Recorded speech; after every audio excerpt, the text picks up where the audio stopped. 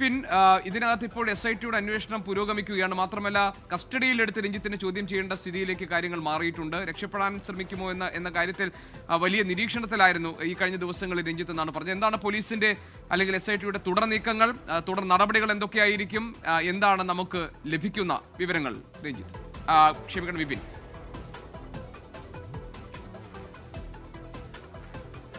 GK അല്പസമയത്തിനകം, അതായത് ഉച്ചയ്ക്ക് മുൻപ് തന്നെ രഞ്ജിത്തിന്റെ ജാമ്യാപേക്ഷ അഡീഷണൽ സെക്ഷൻസ് പ്രിൻസിപ്പൽ കോടതിയിൽ പരിഗണിക്കും എന്നുള്ളതാണ്. അതൊരു ഓപ്പൺ കോർട്ടിലാണ് അത് കേൾക്കുന്നത്. അപ്പോൾ ആ ജാമ്യാപേക്ഷയിൽ എന്ത് തീരുമാനം എന്നുള്ളതും രഞ്ജിത്തിനെ സംബന്ധിച്ച് ഏറ്റവും നിർണായകമാണ്.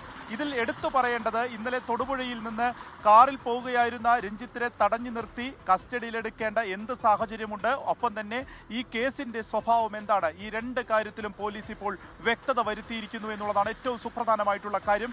രഞ്ജിത്ത് കോട്ടയത്ത് നിന്ന് പോലീസ് പിന്നാലെയുണ്ടെന്ന് മനസ്സിലാക്കി രക്ഷപ്പെടാൻ ശ്രമിക്കുകയായിരുന്നു എന്നുള്ളതാണ് പോലീസ് ഇതുമായി ബന്ധപ്പെട്ട് പറയുന്നത്. അതുകൊണ്ട് തന്നെയാണ് കാർ തടഞ്ഞു നിർത്തി കസ്റ്റഡിയിലെടുക്കേണ്ട ഒരു സാഹചര്യം ഉണ്ടായത്. മറ്റൊന്നുള്ളത്, ഈ കേസിനെ സംബന്ധിച്ച് അത് ജനുവരി 30-ാം തീയതിയാണ് ഉണ്ടായതെന്ന് റിമാൻഡ് റിപ്പോർട്ടിൽ പറയുന്നു.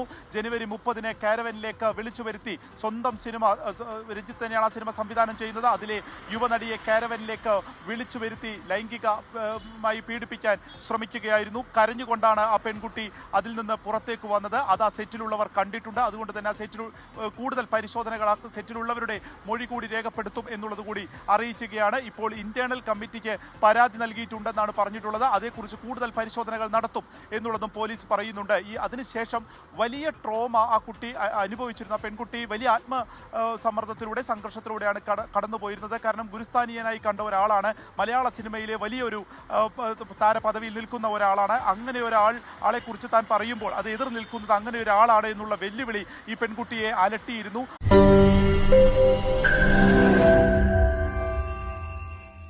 ലോകത്തെവിടെയായാലും ഏത് സമയത്തും 24 വാർത്തകളും ഓഗ്മെന്റഡ് റിയാലിറ്റി പാക്കേജുകളും എക്സ്പ്ലെയിനറുകളും വിശദമായി കാണാൻ ഞങ്ങളുടെ YouTube ചാനൽ നിങ്ങൾക്ക് സബ്സ്ക്രൈബ് ചെയ്യാം.